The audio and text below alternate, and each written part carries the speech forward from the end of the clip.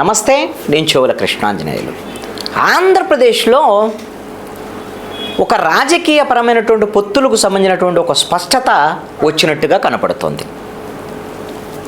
YSR Congress party ఒకవైపు, రెండవ వైపున తెలుగుదేశము, జనసేన, అదేవిధంగా బీజేపీ.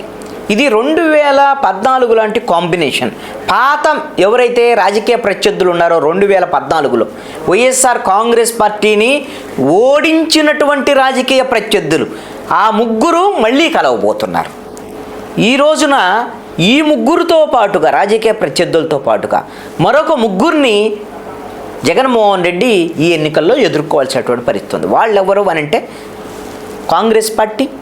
కాంగ్రెస్ పార్టీని రాష్ట్ర విభజించినటువంటి పార్టీగా 2014లో ప్రజలందరూ వ్యతిరేకించినటువంటి సమయంలో కాంగ్రెస్ వల్ల తక్కువ నష్టమే ఉంది. కానీ ఈ రోజున 10 సంవత్సరాల తర్వాత కాంగ్రెస్ పార్టీ విభజనకు సంబంధించినటువంటి అంశాల్లో ప్రత్యేక హోదా, విభజన హామీలు మేము అమలు చేస్తామని కాంగ్రెస్ పార్టీ రాష్ట్రంలో, ఆంధ్రప్రదేశ్లో ముందుకు రావడం ఒక అంశం అయితే, రెండవ అంశం ఏమిటి అని అంటే కాంగ్రెస్ పార్టీకి ఏపీ పిసిసి పగ్గాలని వైఎస్ జగన్మోహన్ రెడ్డి సోదరి షర్మిల చేపట్టడం అనేటువంటిది. ఆ విధంగా కాంగ్రెస్ పార్టీ ఇంకొక 4వ రాజకీయ ప్రత్యర్థిగా వైఎస్ఆర్ కాంగ్రెస్ పార్టీకి ఉంది. ఇక 5వ రాజకీయ ప్రత్యర్థి సిపిఎం, 6వ రాజకీయ ప్రత్యర్థి సిపిఐ. అంటే చుట్టూ 6 రాజకీయ ప్రత్యర్థుల మధ్య వైఎస్ఆర్ కాంగ్రెస్ పార్టీ మూకుమ్మడి దాడిని ఆంధ్రప్రదేశ్లో ఎదుర్కోబోతోంది. ఎన్నికల శంఖారావం సందర్భంగా సిద్ధం బహిరంగ సభలో ముఖ్యమంత్రి వైఎస్ జగన్మోహన్ రెడ్డి చెప్పినటువంటి ఒక అంశాన్ని కింద మీరు ఒకసారి గమనిస్తే, వీళ్ళందరూ అన్ని రాజకీయ పార్టీలు కలిసి తన మీద దాడికి వస్తున్నాయి. రాజకీయ పార్టీలే కాదు, మీడియా సంస్థలు, ఇవన్నీ కూడా ఆయన ప్రస్తావన చేశాడు. మనం రాజకీయ పార్టీలకు సంబంధించినటువంటి అంశం మీద ఇప్పుడు మనం మాట్లాడుతున్నాం. కాబట్టి మధ్యలో వైఎస్ఆర్ కాంగ్రెస్ పార్టీ, జగన్మోహన్ రెడ్డి, చుట్టూ 6 రాజకీయ పార్టీల ప్రత్యర్థులు. అంటే ప్రధానమైనటువంటి ప్రత్యర్థి నుండి తెలుగుదేశము, జనసేన, బీజేపీ ప్రధాన ప్రత్యర్థి అయితే, ఇంకొక వైపున కాంగ్రెస్, సిపిఎం, సిపిఐ, ఈ 6 ముప్పేట దాడి చేస్తే వైఎస్ఆర్ కాంగ్రెస్ పార్టీ ఎదుర్కోగలదా? ఎదుర్కొని నిలబడగలదా? ఈ ఎన్నికల్లో జగన్మోహన్ రెడ్డి ఈ 6 ప్రత్యర్థులను ఎదుర్కొనేటువంటి క్రమంలో అభిమన్యుడిగా మారతాడా, లేదు విజయుడుగా, అర్జునుడుగా విజయాన్ని సాధిస్తుందా వైఎస్ఆర్ కాంగ్రెస్ పార్టీ అనేటువంటిది ఖచ్చితంగా ఇప్పుడు చర్చనీయాంశమైనటువంటి అంశం. జగన్మోహన్ రెడ్డికి అయితే రాజకీయ ధీమా ఉంది. ఆయన భీమిలి సభలో ప్రకటించాడు, వీళ్ళందరూ చుట్టుముట్టినా సరే తాను ఇట్లాంటి పద్మవ్యూహాన్ని ఛేదించలేనటువంటి అభిమన్యుడిని కాదు, నేను అర్జునుడిని, ఖచ్చితంగా ఈ పద్మవ్యూహాన్ని ఛేదిస్తాను, విజయం సాధిస్తాను అని ధీమా అయితే వ్యక్తం చేశాడు. కానీ అంత సులువైనటువంటి అంశం కాదు అనేటువంటిది నా యొక్క అభిప్రాయం. జగన్మోహన్ రెడ్డి ధీమా ఏమిటి? ఈ రోజున వైఎస్ఆర్ కాంగ్రెస్ పార్టీ ధీమా ఏమిటి? ఈ రాష్ట్రంలో 1,85,00,000 కుటుంబాలకు గాను వీళ్ళకి 2,53,00,000 కోట్ల రూపాయలు, 2,53,000 కోట్ల రూపాయలు వీళ్ళకి పంపిణీ చేశారు. 1,85,00,000 కుటుంబాలకు 2,53,000 కోట్ల రూపాయలు పంపిణీ చేశాము. నేను వీళ్ళ కోసం 124 సార్లు బటన్ నొక్కాను. మీరు నా కోసము ఒక అసెంబ్లీకి ఒక అభ్యర్థికి, లోక్సభకి ఒక అభ్యర్థికి 2 సార్లు బటన్ నొక్కండి అంటే జగన్మోహన్ రెడ్డి యొక్క ధీమా, ఇన్నిసార్లు వీళ్ళ కోసం నేను నవరత్నాలు పంచుతూ బటన్ నొక్కాను కదా, నా కోసం ఖచ్చితంగా వీళ్ళందరూ బటన్ నొక్కుతారు అని ధీమాతో ఉన్నారు. దీంతో పాటుగా ఈ రాష్ట్రంలో మెజారిటీ ప్రజలుగా ఉన్నటువంటి 50% ఉన్న బీసీలు, అదేవిధంగా 18% వరకు ఉన్నటువంటి ఎస్సీలు, 7.5% ఉన్నటువంటి ఎస్టీలు, క్రిస్టియన్, ముస్లిం మైనారిటీలు, వీళ్ళందరూ నా ఎస్సీలు, నా ఎస్టీలు, నా బీసీలు, నా మైనారిటీలు అంటూ చెప్తున్నాడు. కాబట్టి ఖచ్చితంగా వీళ్ళందరూ తనకు మద్దతు ఇస్తారు అనేటువంటి ధీమాలో ఉన్నారు. మీ అందరికీ నేను నోటితో అనటం మాత్రమే కాదు, మీకు నవరత్నాలు పంచడం మాత్రమే కాదు, సామాజికంగా, ఆర్థికంగా, రాజకీయంగా నేను అన్ని రకాల అవకాశాలు కల్పించాను. ఈ రోజున నామినేటెడ్ పోస్టుల్లో కూడా 50% ఎస్సీ ఎస్టీ బీసీ మైనారిటీలకు ఇచ్చాను.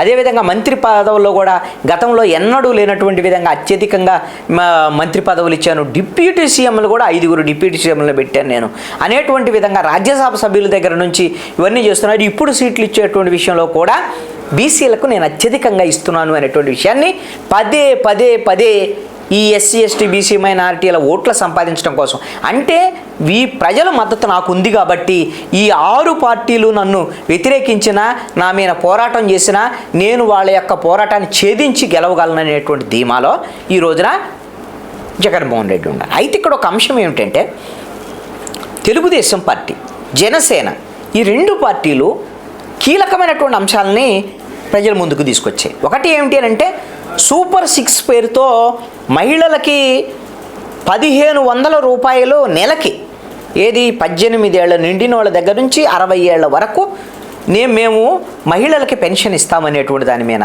అదేవిధంగా ఉచిత బస్సు ప్రయాణం కానివ్వండి, గ్యాస్కు సంబంధించినటువంటి అంశాలు కానివ్వండి, నిరుద్యోగులకి నిరుద్యోగ వృత్తి ఉద్యోగ అవకాశాలు, ఇలాగా సూపర్ 6కు సంబంధించినటువంటి కొన్ని పథకాలని ఈ నవరత్నాల స్థానంలో తెలుగుదేశం పార్టీ ప్రకటించింది.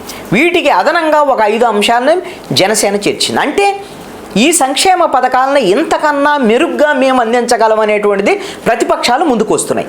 ఇక్కడ కీలకమైనటువంటి అంశం ఏమిటంటే క్రెడిబిలిటీ. జగన్మోహన్ రెడ్డి ఏం చెప్తున్నాడు, నేను ఈ 5 సంవత్సరాల పాటు 57 నెలల పాటు అనేకమైనటువంటి ఇబ్బందులు ఉన్నప్పటికీ కూడా ఆ ఇబ్బందుల్ని ఫేస్ చేస్తూ నేను మీకు ఇవ్వాల్సినవన్నీ ఇస్తున్నాను. కానీ చంద్రబాబు నాయుడు, పవన్ కళ్యాణ్ వీళ్ళు 2014 నుంచి 19 వరకు అధికారంలో ఉన్నారు. వీళ్ళు ఇచ్చినటువంటి హామీలను అమలు చేయలేదు. అందుకోసమనే వాళ్ళు 2019లో ఓడిపోయారు. వాళ్ళు ఆ ప్రభుత్వంలో నిజంగా నేను మేలు చేసి ఉంటే దాన్ని చెప్పి ఓట్లు అడగమని నేను అడుగుతున్నాను. ఇప్పుడు నా ప్రభుత్వంలో నేను మేలు జరిగితేనే ఓటు వేయమని అడుగుతున్నాను. ఆ ధైర్యం లేదు, ఆ క్రెడిబిలిటీ లేదు వాళ్ళకి. కాబట్టి వాళ్ళకు ఓట్లు వేయరు, నాకు ఓట్లు వేస్తారనేటువంటిది థీమ్. బీజేపీ యొక్క ధైర్యం ఏమిటి, తెలుగుదేశము జనసేన పొత్తుంటే ఆటోమేటిక్గా రామ మందిరానికి సంబంధించినటువంటి ఒక పాజిటివ్ ఓటు, అదేవిధంగా ఈ రాష్ట్రానికి కేంద్రంలో మళ్ళీ అధికారంలోకి వస్తుంది కాబట్టి బీజేపీ ఏమైనా రాష్ట్రానికి ఇప్పటికైనా మేలు చేస్తారేమో అనేటువంటి దాని మీద ఇప్పుడు ఎన్నికల సమయంలో కొన్ని హామీలు, విశాఖ రైల్వే జోన్ కానీ ఇలాంటి హామీలు కొనిచ్చి ఆ విధంగా బీజేపీ తన వైపు తిప్పుకోవచ్చని ఈ ముగ్గురు కూడా వైఎస్ఆర్ కాంగ్రెస్ పార్టీని ఈ సంక్షేమ పథకాల విషయంలో కార్నర్ చేయొచ్చు అనేది ఒకటి.